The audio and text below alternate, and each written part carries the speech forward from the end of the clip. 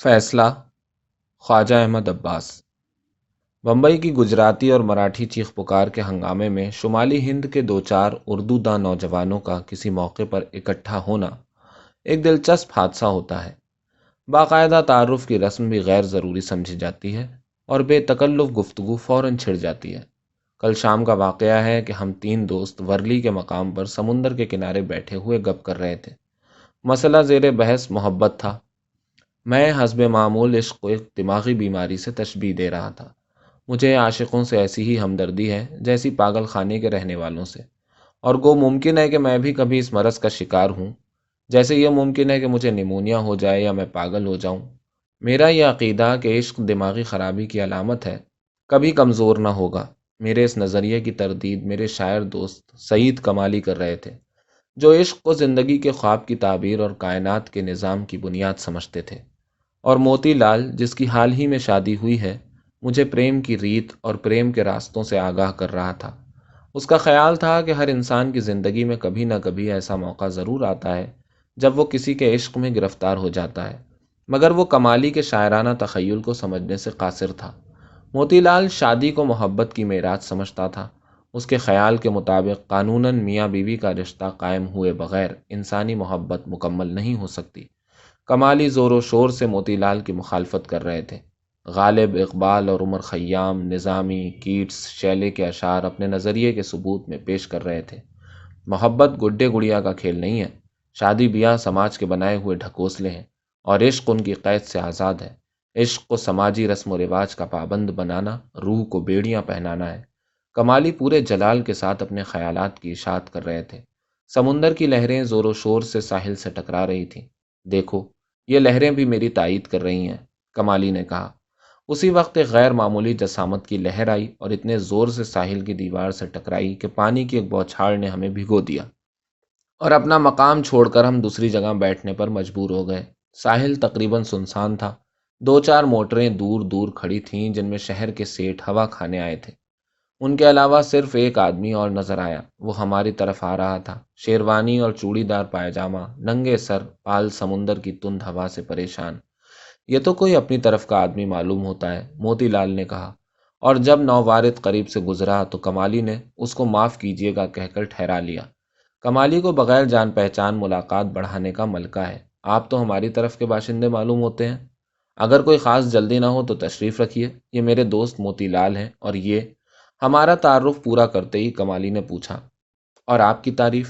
نووارد نے، جو کوئی 30 برس کا نوجوان تھا، اپنا نام حامد بتایا اور کہا کہ وہ بمبئی کی سیر کی خاطر آیا تھا۔ اس کی شکل صورت معمولی تھی، مگر اس کی آنکھوں میں ایک عجیب افسردگی تھی، گویا وہ دنیا کی ٹریجڈی کی تہ کو پا گیا ہو۔ دوسرے لحاظ سے وہ معمولی حیثیت کا پڑھا لکھا نوجوان معلوم ہوتا تھا۔ کمالی نے ہماری بحث کا خلاصہ حامد کو سنایا، جو اب بے تکلفی سے ہمارے ساتھ بیٹھا سگریٹ پی رہا تھا۔ آپ تعلیم یافتہ اور تجربے کار آدمی معلوم ہوتے ہیں، آپ بھی اس مسئلے پر اپنی رائے کا اظہار فرما دیجیے۔ نووارد ایک خشک اور کھسیانی سی ہنسی ہنسا اور ساتھ ہی ایک سیکنڈ کے لیے کچھ گھبرا سا گیا، گویا کسی نے اس کا کوئی اہم راز بھرے مجمع میں بیان کر دیا ہو، مگر بہت جلد ہی اس نے اپنے جذبات پر قابو پا لیا اور ایک نیا سگریٹ جلا کر کش لیتے ہوئے جواب دیا، مجھے تو معلوم ہوتا ہے کہ آپ تینوں صاحبان ٹھیک کہتے ہیں۔ ہم تینوں نے تعجب کا اظہار کیا۔ تینوں مختلف عقیدے کس طرح صحیح ہو سکتے ہیں؟ اور شاید آپ سب غلطی پر بھی ہیں، حامد نے سمندر کی طرف نگاہ کرتے ہوئے کہا۔ آپ تو کوئی ظریف فلاسفر معلوم ہوتے ہیں، میں نے کسی قدر طنزیہ لہجے میں کہا۔ میرا خیال تھا کہ حامد ہم لوگوں سے مذاق کر رہا ہے۔ معاف کیجیے گا، اس نے جلدی سے کہا، یہ کچھ معمہ سا ہو گیا، مگر حقیقت یہی ہے کہ میں آپ سب سے اتفاق بھی کر سکتا ہوں اور اختلاف بھی۔ مثلاً آپ کا کہنا صحیح ہے کہ محبت ایک دماغی بیماری ہے، مگر ایسی بیماری جس سے شاید ہی کوئی بچا ہو۔ میں یہ بھی مانتا ہوں کہ شاعروں نے محبت کو ضرورت سے زیادہ اہمیت دی ہے، اور یہ بھی واقعہ ہے کہ دقیانوسی شاعروں نے محبت کا جو نظریہ پیش کیا ہے وہ نفسیاتی، جسمانی اور سماجی حقیقتوں کو نظر انداز کرتا ہے۔ مگر آپ کا یہ خیال غلط ہے کہ کسی مرض کا بہترین علاج اس کی حجو کرنا ہے۔ محبت کے موجودہ نظریے کی ذمہ داری ہمارے سماجی حالات پر ہے۔ جس سماج میں 1000 میں سے ایک شادی بھی فریقین کی مرضی سے نہ ہوتی ہو، اور جہاں شہری عورتوں کی ایک بڑی تعداد پردے میں رہتی ہو، وہاں شاعر اگر خیالی معشوقوں سے محبت نہ کریں تو اور کس سے کریں؟ اور آپ، اس نے کمالی سے مخاطب ہو کر کہا، آپ سچ کہتے ہیں کہ محبت کو شادی بیاہ کی قید سے آزاد ہونا چاہیے، اور میرا نظریہ تو یہ ہے کہ انسانی ارتقاء کی مکمل ترین منزل میں ہم سب قسم کے قوانین سے آزاد ہوں گے، مگر موجودہ سماجی حالات میں موتی لال صاحب کا خیال صحیح ہے کہ شادی ہی محبت کو اصلیت کے معنی پہنا سکتی ہے۔ ایسے ملک میں جہاں ان کے والدین اپنی اولاد کو ان کی مرضی کے خلاف شادیوں میں جکڑ دیتے ہیں، آزاد محبت کے خواب بیکاری کا مشغلہ نہیں تو اور کیا ہے؟ عشق و محبت پر بیکار خیالی بحث کرنے کے بجائے اگر آپ ہندوستانی نوجوانوں کو اپنی پسند پر شادی کرنے کا حق دلانے کے لیے جہاد کریں تو ہزاروں زندگیوں کو تباہی سے بچا سکتے ہیں۔ اب ہمیں حامد کی گفتگو میں دلچسپی ہو چلی تھی۔ میں نے کہا، آپ بات بہت معقول کہہ رہے ہیں اور شاید آپ اس نتیجے پر اپنے ذاتی تجربے سے پہنچے ہیں۔ اگر کوئی حرج نہ ہو تو کیا آپ ہمیں بھی اپنے راز میں شریک کر سکتے ہیں؟ حامد کے چہرے پر پھر وہی گھبراہٹ کے آثار پائے گئے، گویا باتوں باتوں میں کسی نے اس کے پوشیدہ دلی جذبات پر سے پردہ ہٹا دیا ہو۔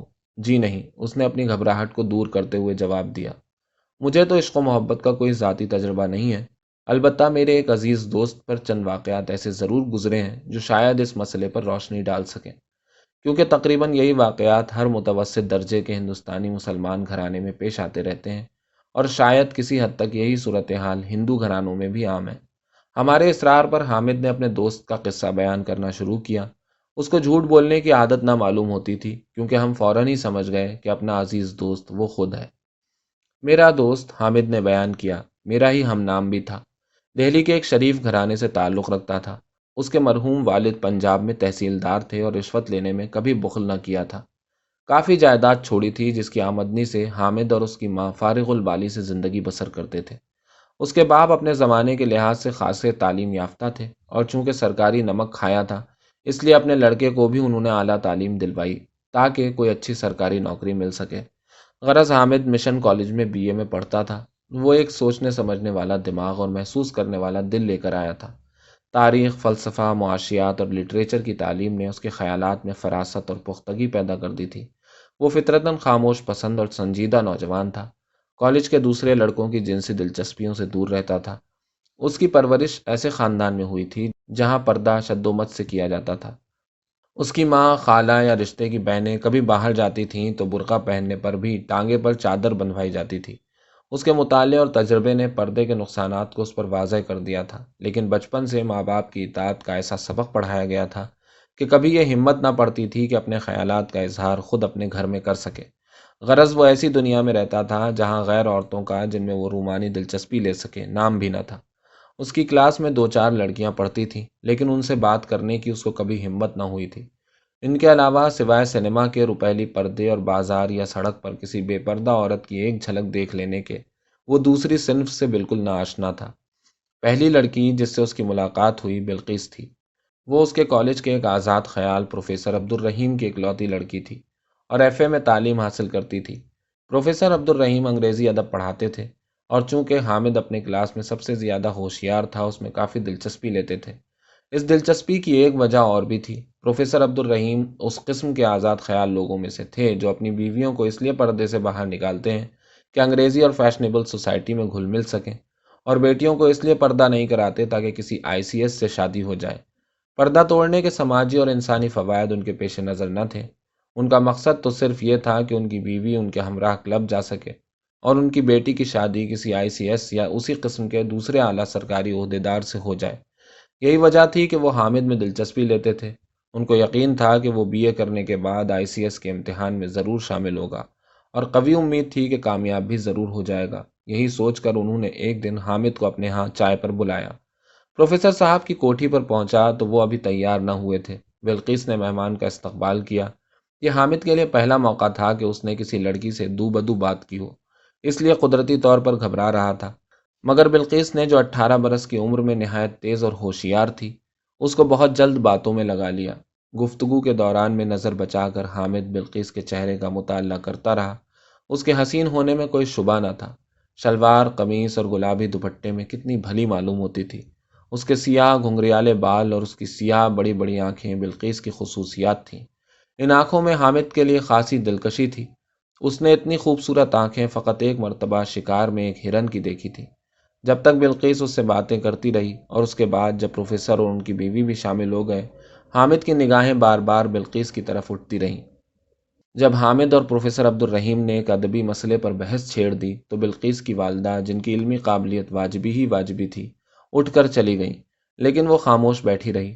گفتگو کے دوران میں حامد نے اس کی طرف نگاہ کی تو اس انداز میں وہ اور بھی بھلی معلوم ہوئی، اپنے چہرے کو دونوں ہتھیلیوں پر سہارا دیے خاموش بیٹھی تھی۔ حامد کو فوراً خیال ہوا کہ اس طرح وہ ایک موتیا کی کلی سے کس قدر مشابہ ہے۔ چائے پینے کے بعد حامد رخصت ہوا تو بلقیس نے امید ظاہر کی کہ وہ آئندہ بھی کبھی کبھی ملتا رہے گا۔ اس رات کو حسب معمول جب حامد کتابیں لے کر پڑھنے بیٹھا تو اس کے دماغ میں شام کی یاد تازہ تھی۔ بار بار کتاب کے صفحے پر الفاظ سمٹ کر وہ ہرن جیسی خوبصورت آنکھیں بن جاتے، اور پھر وہی الفاظ پھیل کر ایک مسکراتا ہوا معصوم چہرہ بن جاتے جو موتیا کی کلی سے مشابہ تھا۔ اس رات حامد کی پڑھائی نہ ہو سکی۔ بلقیس سے اس ملاقات نے حامد کی زندگی میں ایک نمایاں انقلاب پیدا کر دیا۔ اس کو ایسا معلوم ہوتا تھا گویا دنیا کی تنہائی اور اندھیرے میں کسی رفیق نے اس کا ہاتھ پکڑ لیا ہو۔ جتنے لڑکے اس کے دوست تھے ان کی صحبت میں اس کو اب وحشت ہونے لگی۔ وہ بھدے اور بھونڈے مذاق کرتے تھے، اس کی قدرتی جھیپ اور سادہ لوحی پر ہنستے اور معاشرتی مسائل پر اس کے سنجیدہ خیالات کو حماقت خیال کرتے تھے۔ ان کے نزدیک طالب علم کی زندگی کا مقصد کرکٹ کھیلنا، اچھے کپڑے پہننا اور دنیا کی ہر لڑکی کے متعلق بھی ناشائستہ انداز میں رائے زنی کرنا تھا۔ جب ان کو یہ معلوم ہوا کہ حامد کی آمد و رفت پروفیسر عبد الرحیم کے ہاں ہے تو انہوں نے اس کے اور بلقیس کے متعلق بھی پست مذاق کرنا شروع کیا، جو حامد کو سخت ناگوار گزرا۔ اس کو معلوم تھا کہ مذاق کی تہ میں حسد ہے کہ بلقیس ان لوگوں کے بجائے حامد جیسے سیدھے اور کم روح شخص میں کیوں دلچسپی لیتی ہے، لیکن پھر بھی لڑکوں کی چھیڑ چھاڑ نے اس کو دل میں اپنے اور بلقیس کے تعلقات کی جانچ کرنے پر مجبور کر دیا۔ بلقیس سے ملتے اس کو تقریباً 1 سال ہو گیا تھا۔ اس عرصے میں ان کو ایک دوسرے میں کافی دلچسپی ہو چلی تھی۔ وہ بلقیس کے چاہنے والوں کی کمی نہ تھی، لیکن وہ ان میں سے کسی کو منہ نہ لگاتی تھی۔ برخلاف اس کے وہ حامد کا خاص خیال رکھتی تھی۔ حامد کو سیاسیات اور سماجی مسائل سے خاص شغف تھا۔ اس کی خاطر بلقیس نے بھی، جو اب تک کالج کی دوسری لڑکیوں کی طرح ملکی سیاست سے نابلد تھی، ان مسائل میں دلچسپی لینی شروع کی۔ حامد کے مشورے سے سنجیدہ لٹریچر کا مطالعہ کیا اور دل ہی دل میں حامد کی شکر گزار ہوئی کہ اس نے ایسی زبردست اور دلچسپ دنیا کا دروازہ اس کے لیے کھول دیا ہے۔ حامد کے دل میں بلقیس کی شخصیت آہستہ آہستہ گھر کرتی گئی۔ گو اگر اس سے کوئی کہتا کہ اس کو بلقیس سے محبت ہے تو وہ فوراً اس کی تردید کر دیتا، لیکن یہ واقعہ تھا کہ اس سے ملنے کی خاطر وہ دنیا کے بڑے سے بڑے کام کو ملتوی کر دیتا۔ وہ بلقیس سے اپنے مستقبل کے بارے میں گفتگو کرتا، اپنی امیدیں، ارادے، امنگیں سناتا، اور جس ہمدردی اور دلچسپی کے ساتھ بلقیس اس کی باتیں سنتی وہ اس کو کہیں اور نصیب نہ ہو سکتی تھی۔ مگر کیا اس کو بلقیس سے محبت تھی؟ یہ وہ سوال تھا کہ اکثر اس کو پریشان کرتا تھا۔ یہ واقعہ تھا کہ وہ ایک دوسرے کے بہترین دوست تھے، ایک دوسرے کے معاملات میں دلچسپی لیتے تھے۔ حامد ٹینس ٹورنامنٹ جیتا تو بلقیس کی خوشی کی انتہا نہ رہی، اور بلقیس امتحان میں اول آئی تو حامد نے محسوس کیا گویا یہ خود اس کی کامیابی تھی۔ کیا اسی کا نام محبت ہے؟ اس کا حامد فیصلہ نہ کر سکا۔ عشق کے عام لیلا مجنوں والے مفہوم کا وہ قائل نہ تھا۔ اس کو یقین تھا کہ اگر بلقیس کو اس سے ملنے کی ممانعت کر دی گئی تو قیس نجد کی طرح وہ مارا مارا نہ پھرے گا۔ مگر پھر بھی اگر بلقیس سے ملے اس کو 1 ہفتہ ہو جاتا تو وہ کچھ کھویا کھویا سا رہتا۔ کبھی کبھی اس کے دل میں یہ خیال پیدا ہوتا کہ کیا وہ بلقیس سے شادی کر کے اس کو تمام عمر کے لیے اپنی رفیق بنا سکے گا، مگر اپنے خاندانی حالات اس کی نظر کے سامنے تھے، اور یہ نہایت مشکل معلوم ہوتا تھا کہ اس کے گھر والے ایک بے پردہ لڑکی کو بہو بنانے پر رضامند ہو جائیں۔ اسی الجھن میں وہ دل کو یوں بھی سمجھاتا کہ شاید بلقیس کے دل میں اس کے لیے دوستی کے علاوہ کوئی دوسرا جذبہ ہی نہیں ہے، اور آخر اس میں ایسی کون سی خوبی تھی جس کے لیے بلقیس اس سے محبت کرے۔ ایسی حالت میں اس سے شادی کرنے کا خیال بھی دل میں لانا بیکار تھا۔ اسی زمانے میں ایک ایسا واقعہ ہوا جس نے حامد کے دلی سوالات کا جواب دے دیا، مگر ساتھ ہی اس کی تمام امیدوں پر پانی پھر گیا۔ ہوا یہ کہ حامد ملیریا میں مبتلا ہو کر بیمار پڑا۔ لاپرواہی کی بدولت ملیریا ٹائیفائیڈ میں تبدیل ہو گیا۔ 2 ہفتے تک کالج ہی نہ جا سکا اور نہ بلقیس سے مل سکا۔ کئی بار ارادہ کیا کہ پرچہ لکھ کر بھیج دے، مگر ماں کے خوف سے خاموش رہا۔ اس کو معلوم تھا کہ اس کی ماں بے پردہ لڑکیوں کے خلاف ہے، اور اگر اس کو معلوم ہو گیا کہ اس کے لڑکے کی دوستی بلقیس کے ساتھ ہے تو وہ از حد خفا ہوگی، اور ممکن ہے کہ آئندہ ملاقات کو حکماً بند کر دے۔ اس معاملے میں حامد اپنی ماں سے بحث نہ کر سکتا تھا۔ صدیوں سے اس کی خاندان کی عورتوں کو یہی تعلیم دی گئی تھی کہ پردہ مذہب و ایمان کا جزو ہے اور شرافت کی نشانی ہے۔ 2 ایک بار اس نے اپنی دبی زبان سے پردے کے خلاف آواز اٹھانے کی کوشش کی تھی، مگر ہر دفعہ اس کی ماں نے اس قدر سختی کے ساتھ ڈانٹا کہ اب ہمت نہ پڑتی تھی کہ بے پردگی کی حمایت میں ایک لفظ بھی نکال سکے۔ جب اس کو بخار آتے 8 دن ہو گئے اور بلقیس کو کالج میں معلوم ہوا کہ وہ بیمار ہے تو اس سے رہا نہ گیا اور اپنے باپ سے اجازت لے کر وہ حامد کو دیکھنے اس کے گھر پہنچی۔ بلقیس کو آتے دیکھ کر حامد حیران رہ گیا۔ اس کو یہ معلوم نہ تھا کہ وہ لوگوں کے کہنے سننے کی پرواہ کیے بغیر اس سے ملنے کی خاطر تن تنہا چلی آئے گی۔ اس دن اس کا بخار ہلکا تھا۔ اپنی صحت کا یقین دلا کر بلقیس کو جلدی ہی رخصت کر دیا، لیکن اس وقت پہلی بار معلوم ہوا کہ اس کو بلقیس سے اور بلقیس کو اس سے محبت ہے۔ بلقیس گھر سے نکلی تھی کہ گھر کی ماما گلابو نے حامد کی اماں سے ہنس کر کہا، لو بہو خود ہی گھر دیکھ گئی، مبارک ہو۔ اس کا کہنا ہی تھا کہ حامد کی اماں جو اب تک دوسرے کمرے میں بیٹھی تھیں، گویا بے پردہ لڑکی کی شکل دیکھنا بھی ان کو ناگوار تھا، اس پر برس پڑی۔ خبردار جو ایسی بات منہ سے نکالی، نوج یہ فرنگن میری بہو بنے، نہ لحاظ نہ شرم، میرے گھر میں ایسی لڑکیوں کا گزر ہوگا۔ حامد کو آج اندازہ ہوا کہ باوجود اپنی اور تمام خوبیوں کے اس کی ماں پردے کے معاملے میں کس قدر متعصب ہے۔ یہ اس کو ہمیشہ سے معلوم تھا کہ وہ پردے کی سخت حامی ہے اور بے پردگی کو پسند نہیں کرتی، اسی لیے اس نے بلقیس سے اپنی دوستی کو گھر والوں سے چھپایا تھا۔ اس کو یہ نہ معلوم تھا کہ اس کا تعصب اس حد تک بڑھا ہوا ہے کہ وہ ایک شریف اور معصوم لڑکی کی مخالف فقط اس بنا پر ہو جائے گی کہ وہ متوسط درجے کے رواج کے مطابق برقع نہیں پہنتی۔ یہ تو انتہائی بے انصافی اور صریح ظلم تھا۔ حامد کا جی چاہتا تھا کہ اسی وقت ماں سے بحث کرے، اس کو قائل کرے کہ پردہ مذہب کا جزو ہے، نہ عصمت کا محافظ، بلکہ ایک بیکار رواج ہے جس کی بدولت لاکھوں عورتیں دق، اختلاج قلب اور دوسرے مہلک امراض میں مبتلا ہیں۔ وہ چاہتا تھا کہ بلقیس کی خوبیوں، اس کے اخلاق، اس کی انسانی ہمدردی، اس کے ایثار، اس کے اخلاقی جرت کا ذکر کرے اور اپنی ماں کو اس لڑکی کی عزت کرنے پر مجبور کرے، لیکن وہ خاموش بیٹھا رہا کیونکہ وہ جانتا تھا کہ یہ سب بیکار ہوگا۔ اس کی ماں اپنی عمر کے لحاظ سے اچھی خاصی تعلیم یافتہ تھی، عقل مند اور دانا خاتون تھی۔ تمام محلے والوں سے اس کا برتاؤ ایسا تھا کہ سب اس کی عزت کرتے تھے۔ غریبوں کی پرورش، ضرورت مندوں کی امداد کے لیے وہ کبھی دریغ نہ کرتی تھی۔ ہر ایک سے، خواہ وہ گھر کی مہترانی ہی کیوں نہ ہو، خندہ پیشانی سے پیش آتی۔ کسی کا دکھ اس سے دیکھا نہ جاتا تھا، اور اگر وہ کسی کو سکھ پہنچا سکتی تو کبھی اپنی تکلیف کا خیال نہ کرتی۔ روپیہ، پیسہ، محنت، ہمدردی، جس طرح سے بھی ممکن ہوتا دوسروں کو راحت پہنچانے کی کوشش کرتی۔ اس کی زبان سے کسی کے لیے آج تک کوئی برا لفظ نہ نکلا تھا، لیکن تنگ نظر مذہبی تعلیم اور رواج کی غلامی نے اس کو اور اس قسم کی دوسری عورتوں کو پردے کے معاملے میں اول درجے کا متعصب بنا دیا تھا۔ ان کی حالت اس چینی قیدی کی مانند تھی جس کو 40 سال تک اندھیری کوٹری میں قید رکھنے کے بعد جب رہا کیا گیا تو سورج کی روشنی سے اس کی آنکھیں اس قدر چکا چوندھ ہو گئیں کہ اس نے گڑ گڑا کر درخواست کی کہ اس کو پھر اسی کوٹری میں بند کر دیا جائے۔ اس کو اپنی ماں کے خلاف کوئی غصہ نہ تھا۔ ایسے قیدی پر کیا غصہ کیا جائے جو اپنی بیڑیوں اور ہتکڑیوں سے محبت کرے اور ان کو اپنے لیے باعث آسائش سمجھے، لیکن حامد کے دل میں بے پناہ غصہ تھا اس رواج اور ان رسوم کے خلاف جو اس جہالت اور ظلم کے لیے ذمہ دار تھی۔ گھنٹوں وہ بیٹھا سوچتا رہا کہ کس طرح اس کا ملک اس پردے کی لعنت سے پاک کیا جا سکتا ہے، لیکن پھر جب اس نے اپنے اور بلقیس کے آئندہ تعلقات کے مسئلے پر غور کیا تو وہ اس نتیجے پر پہنچنے کے لیے مجبور ہوا کہ وہ اپنی ماں کو ناراض نہیں کر سکتا۔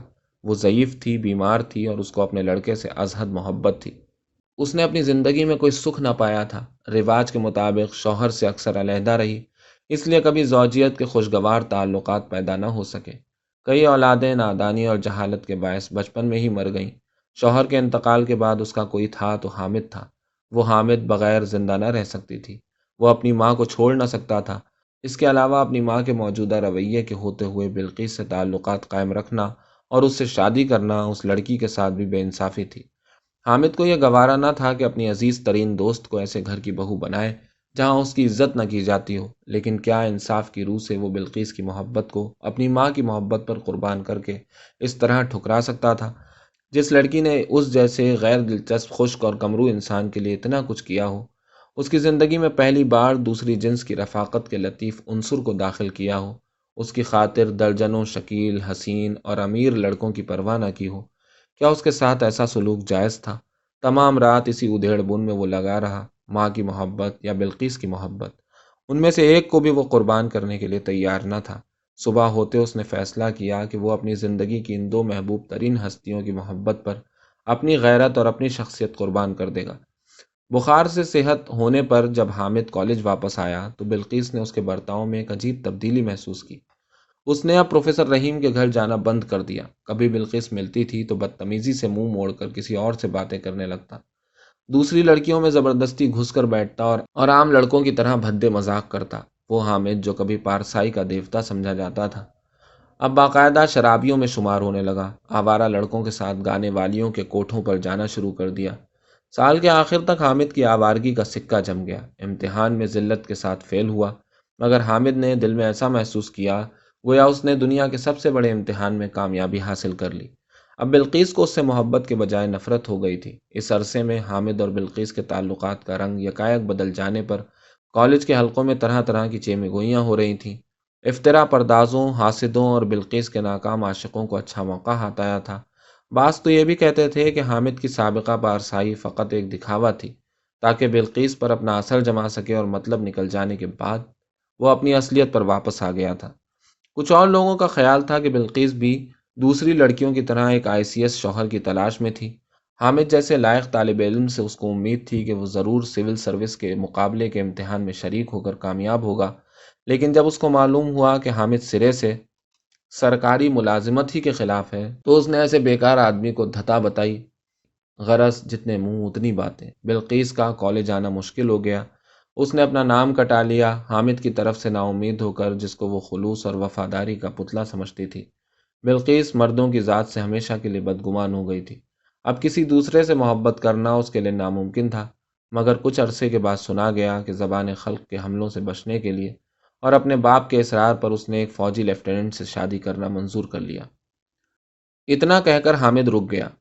اس کی آنکھیں ڈبڈبائی ہوئی تھیں، مگر ایسا معلوم ہوتا تھا گویا یہ قصہ سنا کر اس کے دل کا بوجھ ہلکا ہو گیا تھا۔ اس کے بعد موتی لال نے خاموشی کو توڑا۔ اس کے بعد حامد نے کہنا شروع کیا، اس ٹریجڈی کا آخری باب شروع ہوا۔ جس لیفٹیننٹ سے بلقیس کی شادی ہوئی وہ اول درجے کا شرابی اور 2 مہلک پوشیدہ بیماریوں میں مبتلا تھا۔ 1 سال ہوا اس کی آواز مشکل سے نکلتی تھی، اور وہ زمین کی طرف مجھے معنی انداز سے دیکھ رہا تھا، جیسے کوئی قتل کا اقبال کر رہا ہو۔ 1 سال ہوا وہ دونوں ان مرضوں کا شکار ہوئے۔ حامد کی ماں نے اس کی شادی ایک رشتہ دار لڑکی سے کر دی جو دائم المریض تھی، اور جس کے متعلق ڈاکٹروں کا فیصلہ تھا کہ وہ ازدواج کا بوجھ نہ سنبھال سکے گی، مگر خاندانی لال بھجکڑوں نے ڈاکٹروں کی رائے کو ہذیان سمجھا اور الٹا فتویٰ دے دیا کہ شادی تو ایسی اکسیر ہے جس سے تمام مرض دور ہو جاتے ہیں۔ حامد جو دل میں اس شادی کے ازحد خلاف تھا، ماں کے ارادے کے مقابلے میں اپنی آواز اٹھانے کی جرت نہ کر سکا۔ اس کے علاوہ بلقیس سے قطع تعلق کے بعد اس نے طے کر لیا تھا کہ اس کی ماں اگر کسی اندھی، کانی، لنگڑی، لولی لڑکی سے بھی اس کی شادی طے کرے گی تو وہ اس کو بھی منظور کر لے گا۔ اس کی حالت عجیب تھی۔ اس نے رواج پرست سماج سے ہار مانی تھی۔ جو چیز اس کے لیے بلقیس کے چھٹ جانے سے بھی کہیں زیادہ ناقابل برداشت تھی، وہ یہ احساس شکست تھا۔ سماج اس کو ایک بے پناہ سمندر معلوم ہوتی تھی، جس کی خوفناک موجوں میں ہر انسان کی انفرادی شخصیت اور ہر انقلابی ذہنیت کے لیے موت کا سامان ہے۔ وہ ان جواں مردوں میں سے نہیں تھا جو اپنی ہمت کے سہارے سماج کے ساگر کو پار کر کے اپنے خیالات کی بنیادوں پر نئی دنیا بساتے ہیں۔ وہ فطرتاً کمزور تھا۔ دنیا کے بزدلوں کی طرح اس نے چند تھپیڑوں سے پریشان ہو کر چپو پھینک دیے۔ اب اس کی کشتی بھنور میں تھی اور اس کے ساتھ دوسروں کی کشتیاں بھی۔ سکینہ، جس کو اپنی شادی طے کرنے میں کوئی دخل نہ تھا، جب حامد کی بیوی بن کر آئی تو اس نے ان شریف لڑکیوں کی طرح شوہر کی ہر طرح خدمت کرنے کی کوشش کی، مگر جس کے دل کا شیشہ ایک بار ٹوٹ جائے وہ پھر نہیں جڑ سکتا۔ حامد نے اپنی بیوی سے کبھی سیدھے منہ بات نہ کی۔ وہ بیچاری بیمار ہمیشہ سے تھی۔ 6 ماہ بعد اسی غم میں گھل کر مر گئی۔ حامد کی ماں بھی کچھ عرصے بعد چل بسی۔ اکثر پردے دار عورتوں کی طرح اس کو دق کا مرض مدت سے تھا۔ شوہر کے مرنے کے بعد وہ فقط اس امید پر زندہ تھی کہ حامد کا صحرا دیکھے۔ بیٹے کی آوارگی کو اس نے ناقد خدائی کی بدعنوانیوں پر محمول کیا اور جتنی جلدی ممکن ہو سکا اس کی شادی سکینہ کے ساتھ کر دی۔ لیکن اس کو کیا معلوم تھا کہ حامد کو جو مرض لاحق تھا اس کا علاج اتنا آسان نہ تھا۔ جب شادی کے بعد بھی اس نے دیکھا کہ حامد کی حالت بہتر نہ ہوئی تو اس کی مایوسی کی کوئی انتہا نہ رہی۔ ایسا ہونہار لڑکا جس سے اس کو اور تمام خاندان والوں کو بڑی بڑی امیدیں وابستہ تھیں، یوں دیکھتے دیکھتے تباہ ہوا جا رہا تھا۔ ایک بار فیل ہونے کے بعد کالج سے اس نے ہمیشہ کے لیے نام کٹا لیا تھا۔ باوجود رشتہ داروں کے اصرار کے اس نے سرکاری نوکری کے لیے کوشش کرنے سے انکار کر دیا۔ شراب نوشی اور کوٹھوں پر جانا جو اس نے بلقیس کا دل اپنی طرف سے پھیرنے کے لیے شروع کیا تھا، اس کی مستقل عادت بن چکا تھا۔ ماں نے لاکھ کوشش کی، سمجھایا، ڈانٹا، لیکن حامد کی حالت نہ سنبھلی۔ بیٹے کی طرف سے مایوسی نے بڑھیا کا دل توڑ دیا، اور وہ بیچاری بغیر یہ جانے کہ اپنے بیٹے کی زبوں حالت کی ذمہ دار وہ خود تھی، اس دنیا سے ہمیشہ کے لیے کوچ کر گئی۔ مگر اس کی موت نے حامد کے دل میں ایک خوفناک سوال پیدا کر دیا کہ کیا وہ خود اپنی ماں کی موت کا ذمہ دار تھا؟ کیا اس نے ایک بے پردہ بہو کے صدمے سے بچا کر اس کو اس سے بھی بڑا صدمہ اپنی آوارگی سے نہ پہنچایا تھا؟ جو قربانی اس نے اپنی ماں کی محبت کی خاطر کی تھی، اب بیکار نظر آنے لگی۔ اس کو یہ بھی شبہ ہوا کہ بلقیس سے قطع تعلق اس نے ماں کی خاطر سے نہیں، شاید سماج کے خوف سے کیا تھا، اور ساتھ ہی اس کو اس خیال نے بھی ستایا کہ ممکن ہے بلقیس اور اپنی بیوی کی موت کے لیے وہ خود ہی ذمہ دار ہو۔ اگر اس نے پرلے درجے کی کمزوری دکھانے کے بجائے ہمت سے کام لیا ہوتا تو بہت ممکن تھا کہ ان تینوں میں سے ایک جان بھی ضائع نہ ہوتی۔ اسی خیال نے اس کو تقریباً پاگل بنا دیا۔ رات اور دن اس کا ضمیر اس کو الزام دیتا تھا۔ وہ اتنا پریشان ہو گیا کہ رہی سہی جائیداد بیچ کر آوارہ گردی کو نکل گیا کہ شاید سفر سے دل کو سکون حاصل ہو، دہلی سے کلکتہ، کلکتہ سے مدراس، مدراس سے بمبئی، لیکن اس بھیانک خیال نے پیچھا نہ چھوڑا۔ ہم لوگ حامد کی کہانی بڑے غور سے سن رہے تھے۔ یہ تو صاف ظاہر تھا کہ وہ آپ بیتی بیان کر رہا ہے، اور جب اس نے تھک کر بولنا بند کیا تو اس کی حالت واقعی قابل رحم تھی۔ پسینے میں شرابور وہ اس طرح ہانپ رہا تھا جیسے شکاری کتوں سے گھر کر ہرن موت کے لیے تیار ہوتا ہے۔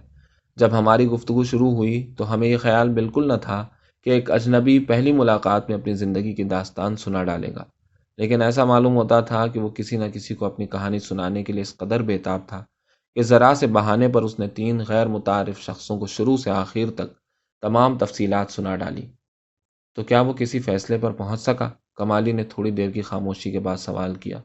ہاں، حامد نے ٹھہر ٹھہر کر کہنا شروع کیا، جیسے عدالت میں فیصلہ سنایا جاتا ہے۔ اس نے فیصلہ کیا کہ وہ مجرم تھا، اور یہ کہتے ہی وہ اٹھا اور تیزی سے قدم اٹھاتا ہوا چل دیا۔ جب تک ہم میں سے کوئی آواز دے سکے وہ کافی دور نکل گیا۔ کمالی نے کہنا شروع کیا، عشق جو کائنات کی بنیاد اور رسم حیات کی اصلیت ہے، سماج کے وقتی حالات سے کوئی واسطہ نہیں رکھتا۔ لیکن وہ دفتن رک گیا۔ اس وقت شاید خود اس کو بھی ان شاعرانہ الفاظ کے کھوکھلے اور لغو ہونے کا احساس تھا۔ اس عرصے میں حامد دور ایک نقطے کی مانند نظر آ رہا تھا، محیط کائنات میں ایک بے حقیقت نقطہ۔ چند ہی لمحے میں وہ نقطہ بھی نظر سے اوجھل ہو گیا، پھر ساحل پر وہی سناٹا تھا، اور سورج ایک خونی سمندر میں ڈوب رہا تھا۔